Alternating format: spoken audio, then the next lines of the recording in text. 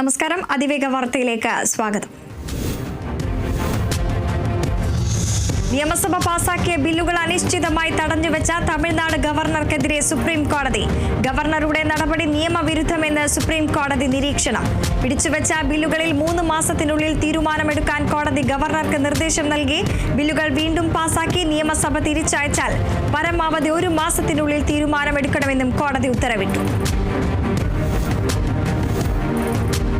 തൃശൂർ നാട്ടികയിലെ ജനതാദൾ യുവ നേതാവ് PG ദീപകിനെ കൊലപ്പെടുത്തിയ കേസിൽ 5 RSS പ്രവർത്തകർക്ക് ജീവപര്യന്തം.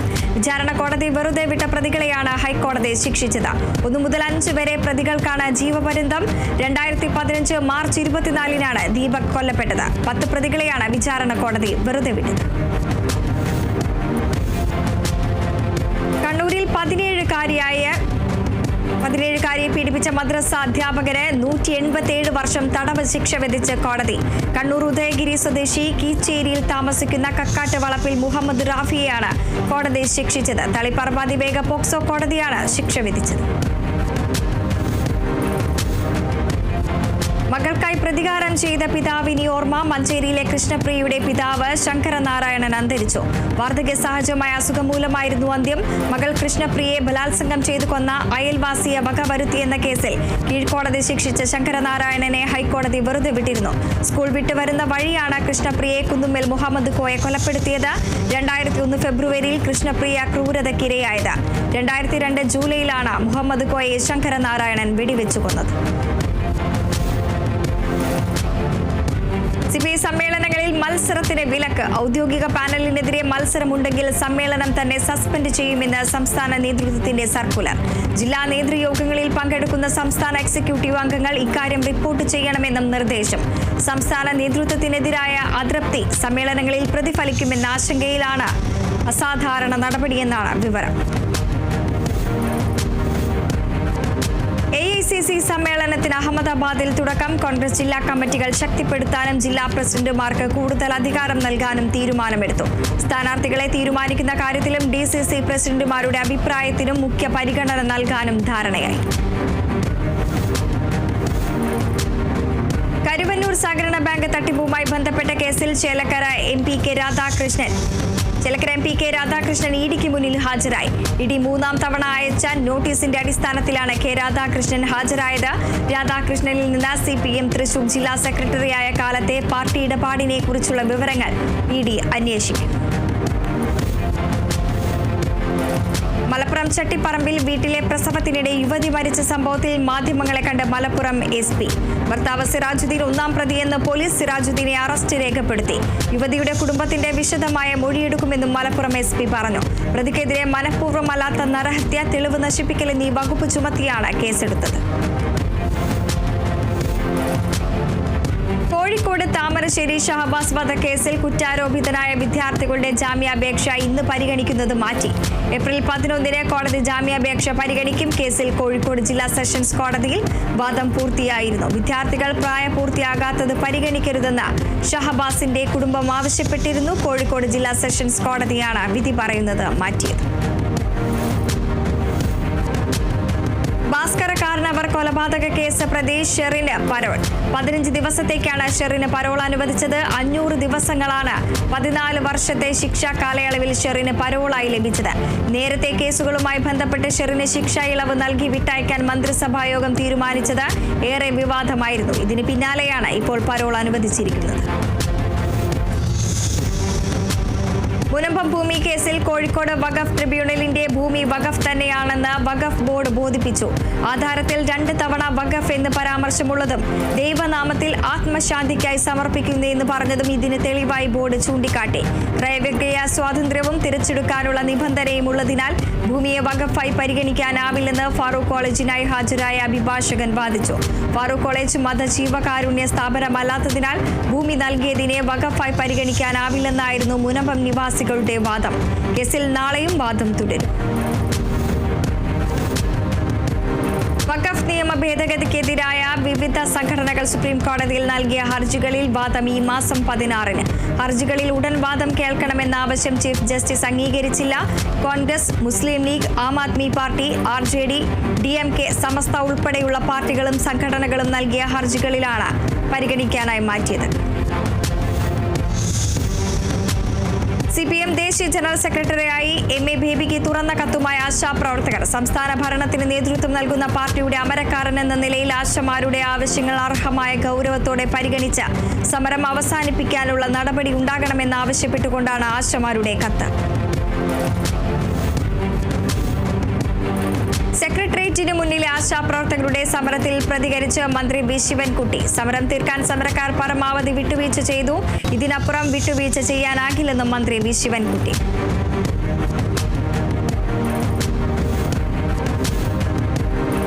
മലപ്പുറം പൊന്നാനിയിൽ ജപ്തി നടപടി നേരിട്ട വയോധിക മരിച്ചു. പൊന്നാനി പാലപ്പെട്ടി സ്വദേശി എടശ്ശേരി മാമിയാണ് മരിച്ചത്.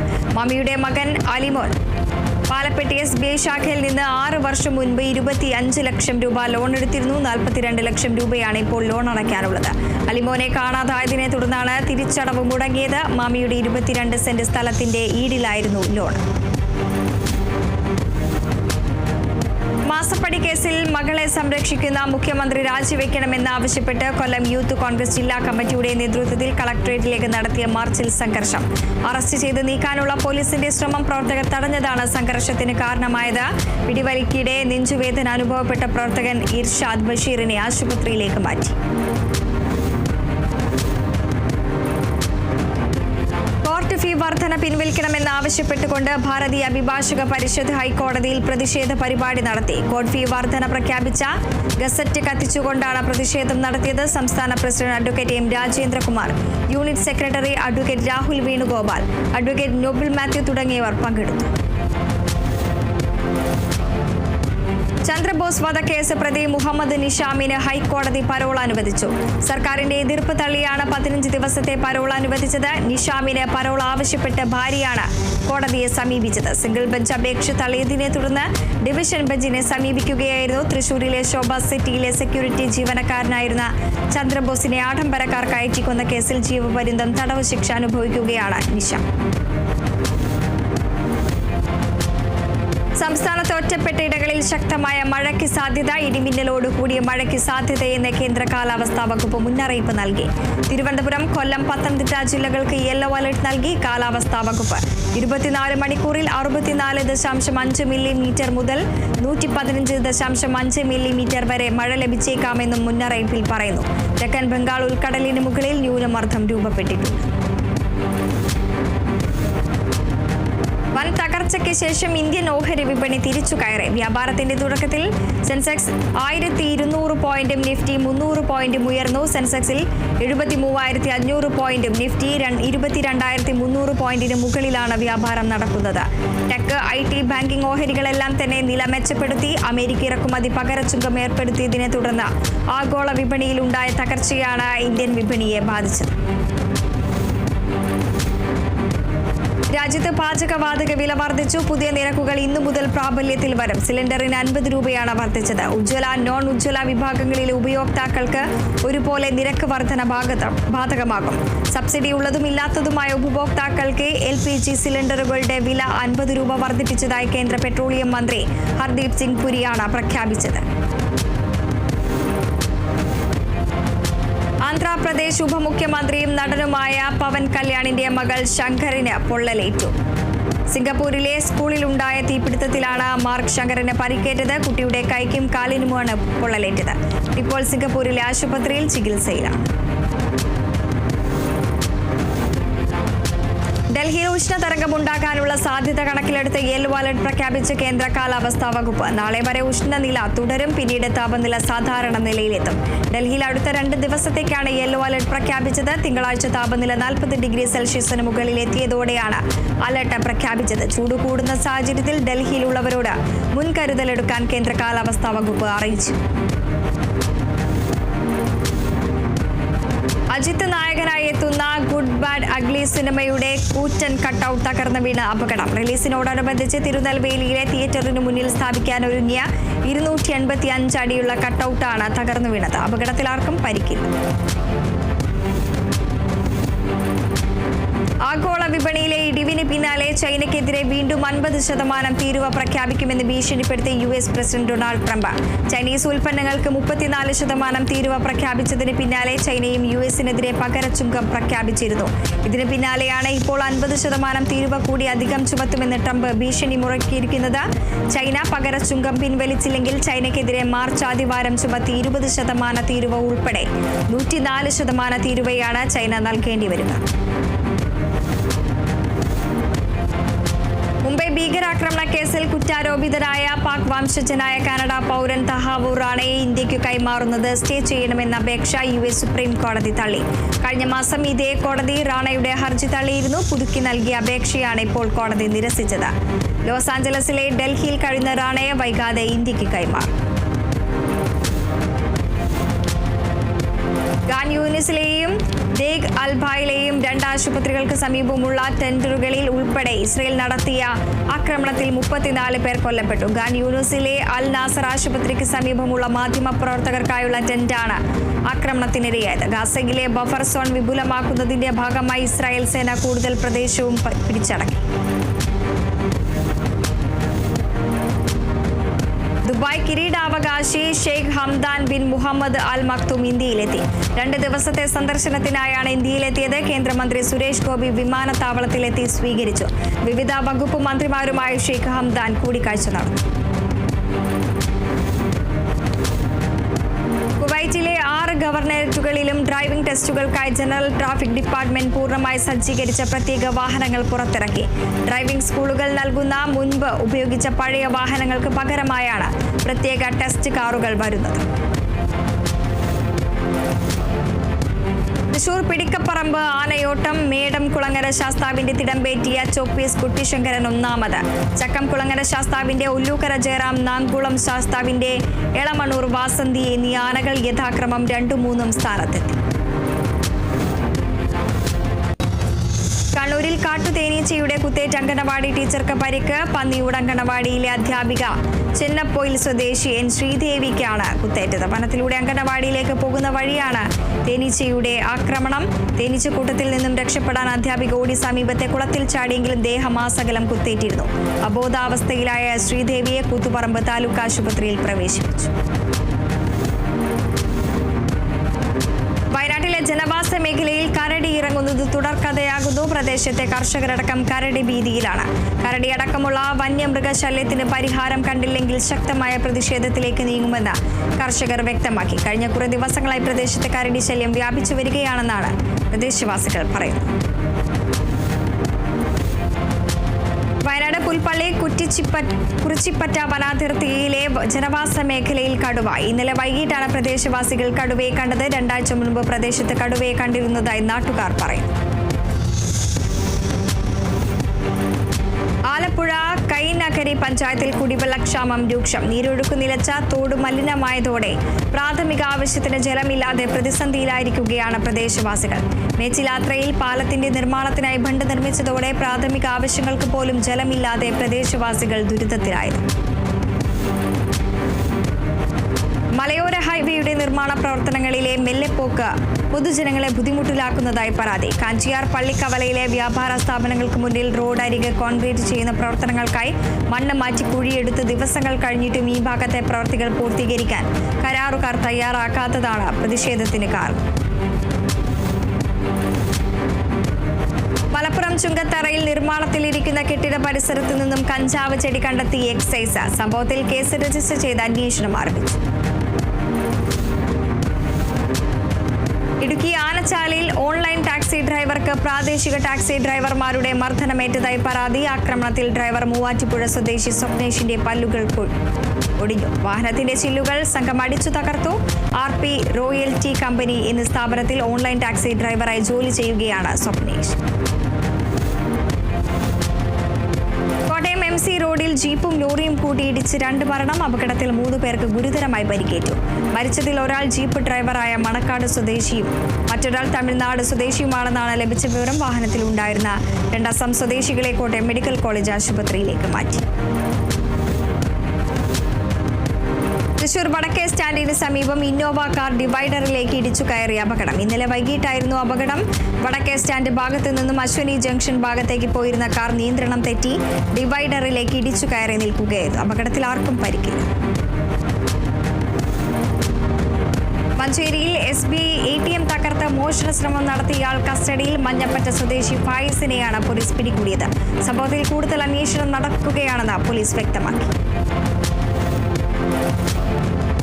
മലപ്പുറം വളാഞ്ചേരിയിലെ മൊബൈൽ ഷോപ്പിൽ മോഷണം. ബ്രദേഴ്സ് ഓപ്റ്റിക്കൽസ് ആൻഡ് മൊബൈൽ ഷോറൂമിലാണ് മോഷണം നടന്നത്. 3 ലക്ഷം രൂപ വില മതിക്കുന്ന സ്മാർട്ട് ഫോണുകൾ, ഇയർബഡ്സ് തുടങ്ങിയവ നഷ്ടപ്പെട്ടു. മോഷണത്തിന്റെ CCTV ദൃശ്യങ്ങൾ കേന്ദ്രീകരിച്ച് പോലീസ് അന്വേഷണം ഊർജിതമാക്കി. കൊല്ലം പരവൂരിൽ ഇറങ്ങിക്കിടന്ന മകനെ പിതാവ് വെട്ടിപ്പരിക്കേൽപ്പിച്ചു. ഉറുമണ്ടൽ സ്വദേശി അഭിലാഷിനെയാണ് പിതാവ് രാജേഷ് വെട്ടിപ്പരിക്കേൽപ്പിച്ചത്. സംഭവത്തിൽ പിതാവ് രാജേഷിനെ പോലീസ് കസ്റ്റഡിയിലെടുത്തു. കൊല്ലത്ത് വയോധികയെ ആക്രമിച്ച സംഭവത്തിൽ യുവാവിനെ പോലീസ് അറസ്റ്റ് ചെയ്തു.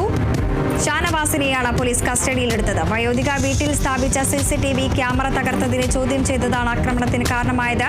കോടതിയിൽ ഹാജരാക്കിയ പ്രതിയെ റിമാൻഡ് ചെയ്തു.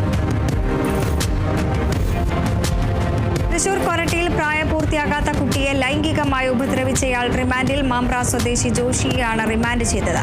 പോലീസിന് ലഭിച്ച രഹസ്യവിവരത്തിന്റെ അടിസ്ഥാനത്തിലാണ് പ്രതിയെ പിടികൂടിയത്. കാസർകോട് MDMAയുമായി 2 പേർ പോലീസിന്റെ പിടിയിൽ. ഇരയിൽ ഷിറിബാഗിലു സ്വദേശി മുഹമ്മദ് സുഹൈൽ, എടനാട് സ്വദേശി മുഹമ്മദ് റഫീഖ് എന്നിവരാണ് കുമ്പള പോലീസിന്റെ പിടിയിലായത്. ഇവരിൽ നിന്നും 6.290 ഗ്രാം MDMA കണ്ടെടുത്തു. വാഹന പരിശോധനയ്ക്കിടെയാണ് ഇവർ പോലീസിന്റെ പിടിയിലായത്. കണ്ണൂർ തലശ്ശേരിയിൽ ബ്രൗൺ ഷുഗറുമായി 3 പേർ പിടിയിൽ. തലശ്ശേരി സ്വദേശികളായ ഫുഹൈബ്, നാസർ, മുഹമ്മദ് അക്രം എന്നിവരാണ് അറസ്റ്റിലായത്. ഇവരിൽ നിന്നും 1/4 കിലോയോളം ബ്രൗൺ ഷുഗർ പിടിച്ചെടുത്തു. കുർള എക്സ്പ്രസിലാണ് ബ്രൗൺ ഷുഗറുമായി പ്രതികൾ തലശ്ശേരിയിലെത്തിയത്. തൃശൂർ ചെർപ്പിൽ കുപ്രസിദ്ധ ഗുണ്ടയും കൂട്ടാളിയുമായ 4 യുവാക്കളും റിമാൻഡിൽ. എളംതുരുത്തി സ്വദേശി അമിത് ശങ്കർ, കാട്ടൂർ മുനയം സ്വദേശികളായ ബാലു, അഭിജിത്ത്, പ്രബിൻ, കാനാട്ടുകര സ്വദേശി വിജിൽ എന്നിവരെയാണ് ചെർപ്പ് പോലീസ് അറസ്റ്റ് ചെയ്തത്. ഇവരിൽ നിരവധി കേസുകളിൽ പ്രതിയാണെന്നും പോലീസ് വ്യക്തമാക്കി. മുനമ്പം ബീച്ച് റോഡിലെ ഹോം സ്റ്റേയിൽ നാർക്കോട്ടിക് സെൽ വിഭാഗവും മുനമ്പം പോലീസും സംയുക്തമായി നടത്തിയ റെയ്ഡിൽ 2.3 ഗ്രാം MDMA, 7 ഗ്രാം കഞ്ചാവ്, 1 സിഗരറ്റ് എന്നിവ പിടികൂടി. സംഭവത്തിൽ ഹോം സ്റ്റേ നടത്തിപ്പുകാരനായ തൃശൂർ പൊയ്യ സ്വദേശി വൈശാഖിനെ പോലീസ് കസ്റ്റഡിയിലെടുത്തു. തൃശൂരിൽ വയോധികയെ വെട്ടിപ്പരിക്കേൽപ്പിച്ച കുപ്രസിദ്ധ ഗുണ്ട റിമാൻഡിലായി. നിരവധി ക്രിമിനൽ കേസിലെ പ്രതിയും ഗുണ്ടയുമായ പെരിങ്ങോട്ടുകര സ്വദേശിയായ കായ്ക്കുരു എന്ന് വിളിക്കുന്ന രാകേഷാണ് അന്തിക്കാട് പോലീസിന്റെ പിടിയിലായത്. രാകേഷിന് അന്തിക്കാട്, ചെർപ്പ്, കയ്പമംഗലം തുടങ്ങിയ വിവിധ സ്റ്റേഷനുകളിലായി 64 ക്രിമിനൽ കേസുകളുണ്ടെന്ന് പോലീസ് വ്യക്തമാക്കി. കൊല്ലം ജില്ലാ കളക്ടറുടെ പേരിൽ വാട്സാപ്പ് വഴി പണം തട്ടാൻ ശ്രമം നടന്നതായി പരാതി. ജില്ലാ കളക്ടർ N. ദേവിദാസിന്റെ പേരിൽ വാട്സാപ്പിൽ സന്ദേശം അയച്ചാണ് പണം ആവശ്യപ്പെട്ടത്. അടിയന്തര മീറ്റിംഗിൽ പങ്കെടുക്കുന്നതുകൊണ്ട് ഫോൺ മറ്റ് ആവശ്യങ്ങൾക്ക് ഉപയോഗിക്കാൻ കഴിയില്ല എന്നും അടിയന്തരമായി പണം ട്രാൻസ്ഫർ ചെയ്ത് നൽകണമെന്ന് ആവശ്യപ്പെട്ടായിരുന്നു സന്ദേശം. വിവരമറിഞ്ഞ ജില്ലാ കളക്ടർ സിറ്റി പോലീസ് കമ്മീഷണർക്ക് പരാതി നൽകി. സംഭവത്തിൽ പോലീസ് അന്വേഷണം ആരംഭിച്ചു. ഭീമമായ കോർട്ട് ഫീ വർധനവിനെതിരെ Kerala advocate clerks association Idukki Devikulam യൂണിറ്റിന്റെ നേതൃത്വത്തിൽ പ്രതിഷേധ ദിനം ആചരിച്ചു. Devikulam bar association president advocate NC Rajesh ഉദ്ഘാടനം ചെയ്തു. മണപ്പുറം വയോജനക്ഷേമ സമിതിയുടെ CK ചന്ദ്രപ്പൻ സ്മാരക പുരസ്കാര സമർപ്പണം തൃശൂർ തൃപ്രയാർ പ്രിയദർശിനി ഹാളിൽ വെച്ച് നടന്നു. പൊതുരാഷ്ട്രീയ പ്രവർത്തന രംഗത്തെ മികച്ച പ്രവർത്തനത്തിലുള്ള CK ചന്ദ്രപ്പൻ സ്മൃതി അവാർഡ് CC മുകുന്ദൻ MLA സമ്മാനിച്ചു. K രാധാകൃഷ്ണൻ MP പൊതുയോഗം ഉദ്ഘാടനം ചെയ്തു. മലപ്പുറം ഇടവണ്ണ ചെമ്പക്കുത്ത് GLP സ്കൂളിൽ വാർഷികാഘോഷവും വർണ്ണക്കൂടാരം പദ്ധതിയുടെ ഉദ്ഘാടനവും നടന്നു. ഇടവണ്ണ ഗ്രാമപഞ്ചായത്ത് പ്രസിഡന്റ് അഭിലാഷ് ചടങ്ങ് ഉദ്ഘാടനം ചെയ്തു. PTA പ്രസിഡന്റ് ഷംസുദ്ദീൻ A അധ്യക്ഷത വഹിച്ചു. കുട്ടികളുടെ വിവിധ കലാപരിപാടികളും വാർഷികാഘോഷങ്ങളുടെ ഭാഗമായി സംഘടിപ്പിച്ചു. തൃശൂരിൽ ഭാരത് യൂത്ത് ക്ലബിന്റെ ആഭിമുഖ്യത്തിൽ വിദ്യാർത്ഥികൾക്ക് അവധിക്കാല പ്രകൃതി പൈതൃക പഠന യാത്ര സംഘടിപ്പിച്ചു. കട്ടിൽമാടത്തിൽ നിന്നും ഡോക്ടർ പ്രേമചന്ദ്രൻ യാത്ര ഉദ്ഘാടനം ചെയ്തു. അക്കിത്തം മനയിൽ ലോകപ്രശസ്ത ചിത്രകാരനായ അക്കിത്തം നാരായണൻ നമ്പൂതിരിയുമായും വിദ്യാർത്ഥികൾ സംവദിച്ചു. വിഷ്ണു നെല്ലായ സംവിധാനം ചെയ്യുന്ന ഏണി എന്ന ചിത്രത്തിന്റെ പൂജയിൽ നടൻ ശങ്കർ ഭദ്രദീപം കൊളുത്തി. ലൈറ്റ് ഹൗസ് ഫിലിംസിന്റെ ബാനറിൽ സാം കെ തങ്കച്ചനാണ് ചിത്രത്തിന്റെ നിർമ്മാണം. ഹൊറർ, കോമഡി, ഫാമിലി പശ്ചാത്തലത്തിൽ സസ്പെൻസ് നിറഞ്ഞതാണ് കഥയുടെ പശ്ചാത്തലം. ചിത്രം സെപ്റ്റംബറിൽ റിലീസ് ചെയ്യും. മലപ്പുറം ഏറനാട് നിയോജക മണ്ഡലം പട്ടയ അസംബ്ലി സംഘടിപ്പിച്ചു. എല്ലാവർക്കും ഭൂമി, എല്ലാ ഭൂമിക്കും രേഖ എന്ന എല്ലാ സേവനങ്ങളും സ്മാർട്ട് എന്ന സർക്കാർ ലക്ഷ്യം യാഥാർത്ഥ്യമാക്കുന്നതിന്റെ ഭാഗമായാണ് ഇടവണ്ണയിൽ പട്ടയ അസംബ്ലി സംഘടിപ്പിച്ചത്. എറണാട് MLA PK ബഷീർ അധ്യക്ഷൻ. തൃശൂർ പെരുങ്ങോട്ടുകര താന്യം ഗ്രാമപഞ്ചായത്തിലെ കണി വെള്ളരി കൃഷിയുടെ വിളവെടുപ്പ് നടന്നു. വിഷുവിനോടനുബന്ധിച്ച് എന്റെ വീട്ടിലും കണി വെള്ളരി എന്ന പദ്ധതിയുടെ ഭാഗമായാണ് വെള്ളരി കൃഷി ചെയ്തത്. ഉഷ NSന്റെ കൃഷിയിടത്തിൽ നടന്ന വിളവെടുപ്പ് വാർഡ് മെമ്പർ ആന്റോ തുറയൻ ഉദ്ഘാടനം ചെയ്തു. അതിവേഗ വാർത്തകൾ പൂർണ്ണമാവുന്നു. നമസ്കാരം.